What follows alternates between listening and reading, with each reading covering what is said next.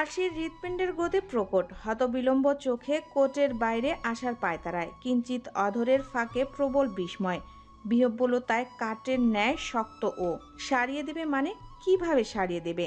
সিনেমার মতো করে? কিন্তু সেখানে তো নায়িকার আঙ্গুলে সুস্ফুটে, আর নায়ক কোত্থেকে ধাম করে এসে পুরো আঙ্গুলটা মুখে, ব্যাস এতটুকু ভাবতেই শ্বাস খিচে বন্ধ আরশির। প্রফেসর কি সেসব ইঙ্গিত দিল? এই জন্যই তো ও মনে মনে ভাবে, ওর জাম্বুবান হুট করেই এমন ঠারকুবান হয়ে গেল কেন?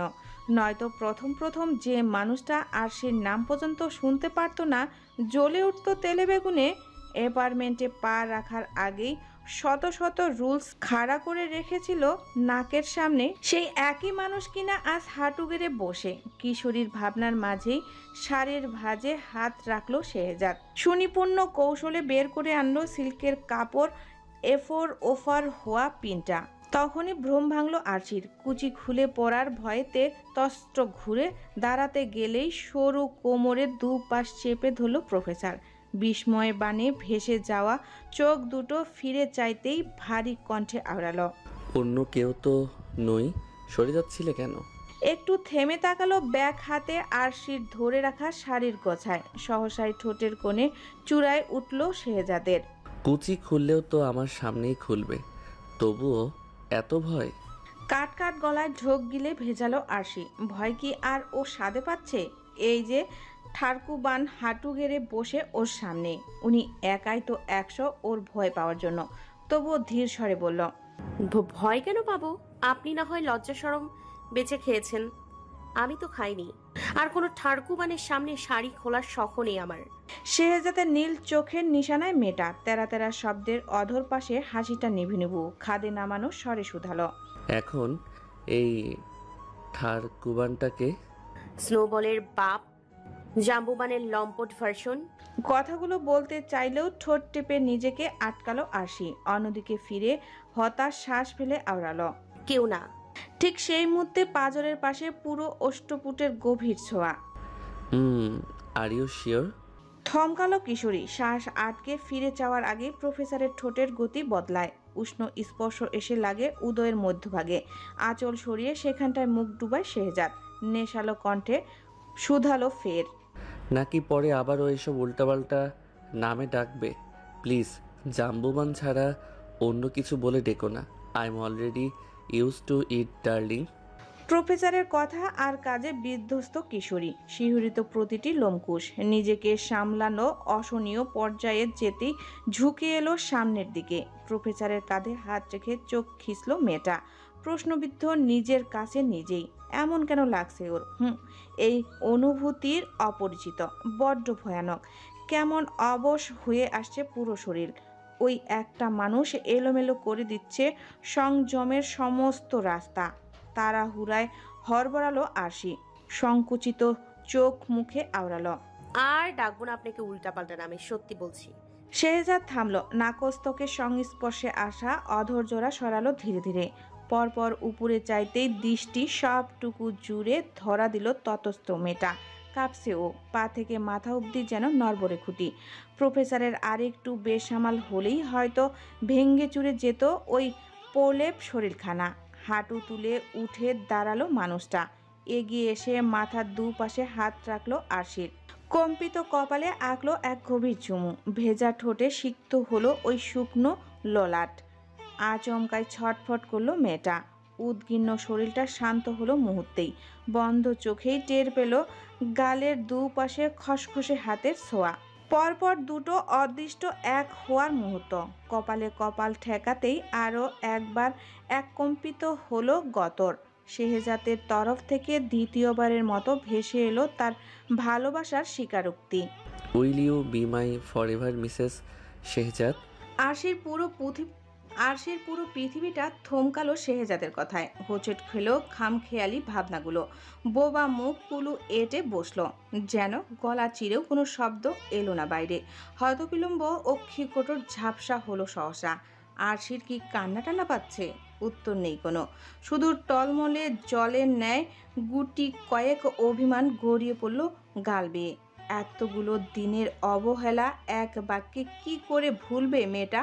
আরশি পাথরের ন্যায় শক্ত হয়ে দাঁড়িয়ে।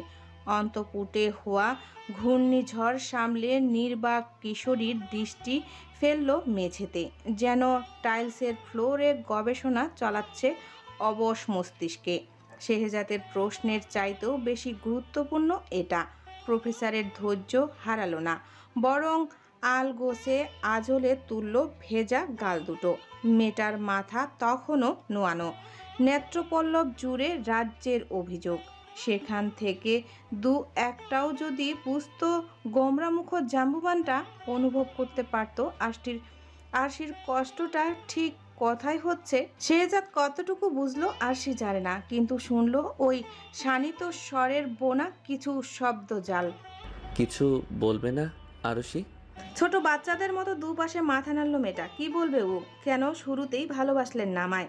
এতগুলো দিন কেন একা থাকতে হলো আমাকে ও দেশে? কেন আপনি সাথে করে নিয়ে আসেননি তখন?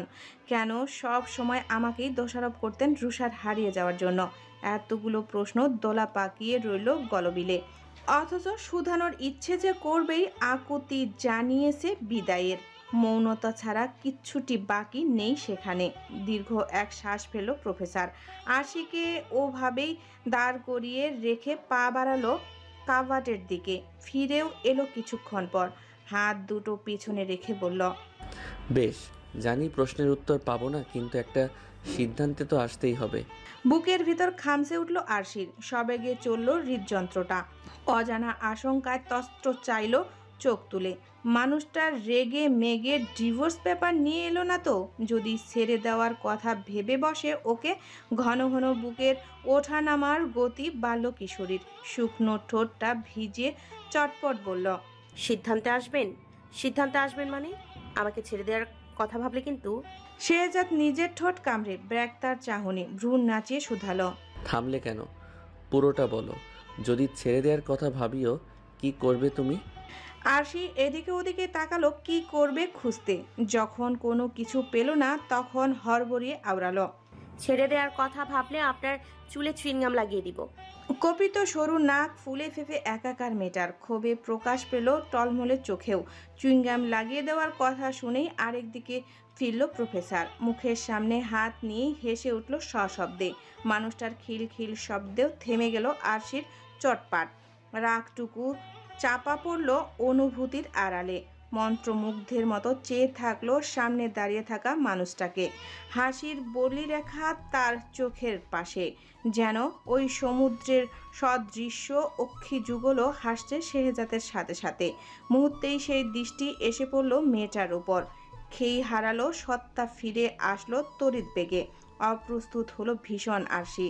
পাঁজর জোড়া অস্থির। সামনে থেকে কেটে পড়তে সুযোগ বুঝে যেতে নিলেও তৎক্ষণাৎ কবজিতে থাবা বসালো শেহজাদ।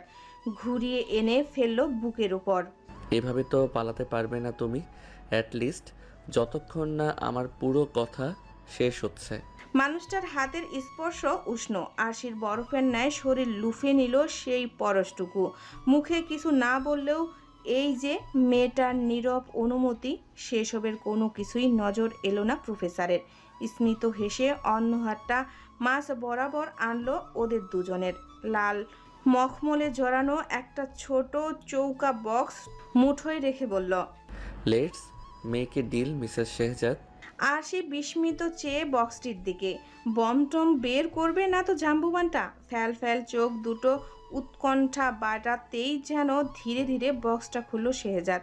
প্রতীক্ষিত নেত্রপল্লব কয়েকবার ঝাপটালো কিশোরী। সূক্ষ্ম রুদ্ধশ্বাস টের পেতেই ঠোঁট টিপল প্রফেসর। বহু কষ্টে হাসি আটকে রহস্যের উন্মোচন করলো শেষমেশে। মখমলের বক্স থেকে বোম বের হলো না ঠিকই, কিন্তু যা বের হলো তা আরশির ধারণার বাইরে। একটা পাতলা সিলভার রঙের চেন, সাথে বানি ফেজের একটা ছোট পেন্ডেন্ট, যার ভেতরে জলজল করছে একটা সাদা পাথর। ঠিক একই রকম একটা পাথরের সাথে চেন আর পেন্ডেন্টটা লাগানো। শেহজাদ অন্য হাতে চেনখানা তুলল বক্স থেকে। পরপর হুক খুলে পরিয়ে দিল আরশির গলায়। ঘাড়ের পেছনের চেনের হুক আটকে দু হাতের ওপর হাত রাখল। কানের এক পাশে মুখ নিয়ে খাদে নামানো কণ্ঠে আওড়ালো, if you don't take this off, আমি ধরে নেব তোমার উত্তর হ্যাঁ। আমার উত্তর কখনো হ্যাঁ হবে না। Keep lying to yourself, sweetheart. You look cute, refusing your feelings for me.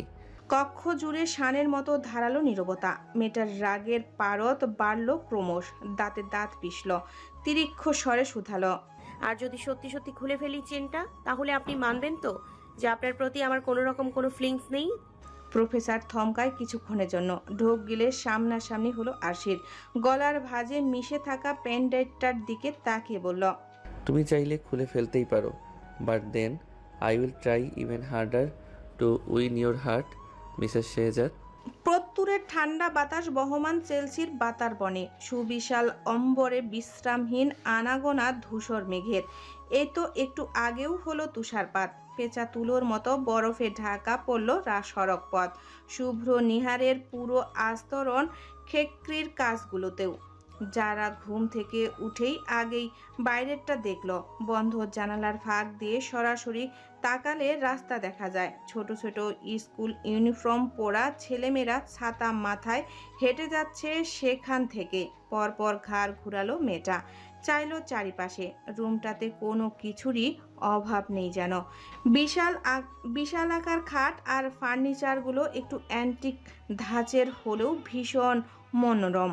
সৌন্দর্যের এতটুকু ঘাটতি রাখেনি আয়ানের দাদি। নিজের হাতে সব কিছু সাজিয়ে গুছিয়ে সেই কবে বিদায় নিয়েছে পরপারে। তবুও বাড়ির প্রতিটা কোণ কি চকচকে তকতকে, বোঝাই যায় কেয়ারটেকার ভদ্রলোক যত্নের কোনো ত্রুটি করেনি। তখনই ভিড়ানো দরজার সামনে এসে দাঁড়ালো আয়ান, ক্লান্ত গতর, আধ বোঝা অক্ষি যুগলের চারপাশে পান্ডার মতো বিশাল কালো গর্ত। পায়ের শব্দ পেয়ে সেদিকে ফিরে চাইতেই আতকে উঠল যারা, বুকে হাত দিয়ে সন্তুষ্ট কণ্ঠে শুধালো, এ কি, আপনাকে এমন দেখাচ্ছে কেন? অফিসার নড়বড়ে পায়ে এগিয়ে গেল ডিভান অবধি, পরপর বলিষ্ঠ শরীরটা নিয়ে ধপ করে বসে পড়ল সেথায়। মেয়েটা হন্তদন্ত দৌড়িয়ে আসলো, ঝুঁকে দাঁড়ালো কাছে, শরীর খারাপ করছে ভেবে কপালে হাত রাখলো পরপর। ঈষৎ উষ্ণ গা, তবে জ্বর টরের আলামত তো নেই। আয়ান ভারী চোখ জোড়া টেনে একবার চাইলো যারার দিকে। একটু ঘুমাবো তোমার রুমে প্লিজ বাটারফ্লাই। আপনি রাতে ঘুমাননি? ফের মাথা নিচু করে দুদিকে ঘাড় নাড়ালো অফিসার, দুর্বল স্বরে শুধু শুধালো, পারিনি ঘুমোতে, চোখ বন্ধ করলেই মনে হচ্ছিল এই বুঝি হারিয়ে ফেলবো তোমাকে। কিন্তু বলতে পারলো না আয়ান, ঘুরিয়ে পেঁচিয়ে আওড়ালো, চোখ বন্ধ করলেই গ্র্যানির কথা মনে পড়ছিল। মেয়েটার এত মায়া হলো কথাগুলো শুনে বুকের ভেতরটা কেমন ফাঁকা ফাঁকা লাগলো কিছুক্ষণের জন্য। যারারও তো কেউ নেই, একই যন্ত্রণায় তো সেও পড়ে প্রতিনিহত। কোমল স্নিগ্ধ মুখটায় এক রাশ বিষণ্ণতা, অভিমানও জমলো একটু আকটু। তাই বলে ঘুমাবেন না? কি করেছেন সারা রাত শুনি?